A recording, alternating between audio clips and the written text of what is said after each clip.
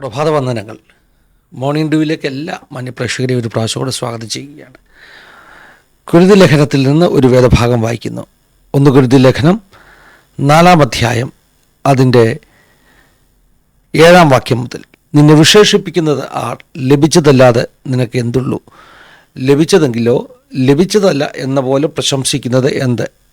ഇത്ര ക്ഷണത്തിൽ നിങ്ങൾ തൃപ്തരായി, ഇത്ര ക്ഷണത്തിൽ നിങ്ങൾ സമ്പന്നരായി, ഞങ്ങളെ കൂടാതെ വാഴുന്നവരായി.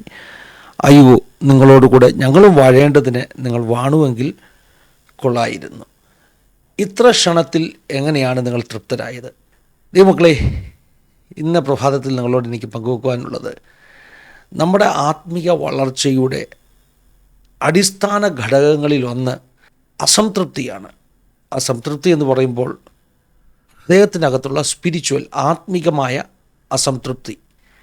ഡിപ്രഷൻ എന്നുള്ള പദമൊക്കെ നമ്മൾ സാധാരണ ഉപയോഗിക്കുന്ന ഒരു പദമില്ലേ? ഡിപ്രഷൻ ഒരു നെഗറ്റീവ് പദമാണ്. മെഡിക്കലി അത് ഹാനികാരിയായിട്ടുള്ള ഒരു അവസ്ഥയാണ്, മാനസികാവസ്ഥയാണ്. എന്നാൽ ദൈവമക്കളോടായിട്ട് എനിക്ക് പറയാനുള്ളത്, നിങ്ങളുടെ അകത്ത് ഒരു സ്പിരിച്വൽ ഡിപ്രഷൻ ഉണ്ടോ? ഞാൻ ഇന്ന് നിൽക്കുന്ന ആത്മീക നിലവാരം പോരാ, എനിക്കിനിയും കൂടുതൽ മുന്നേറണം, എനിക്ക് നന്നായി ജീവിക്കാൻ പറ്റുന്നില്ല എന്ന ഒരു വിഷമം, ഒരു പെയിൻ നിങ്ങളുടെ അകത്തുണ്ടോ? അത് നിങ്ങളുടെ ആത്മീയ വളർച്ചയ്ക്ക് കാരണമായി തീരും. സംതൃപ്തരായിക്കഴിഞ്ഞാൽ, എല്ലാം നേടി എന്ന ചിന്ത മനസ്സിലുണ്ടായിക്കഴിഞ്ഞാൽ പിന്നെ പ്രാർത്ഥിക്കുവാനും ഉപവസിക്കുവാനും ദൈവസന്നിധിയിൽ ഇരിക്കുവാനുള്ള ഉത്സാഹം നമുക്ക് നഷ്ടപ്പെടും.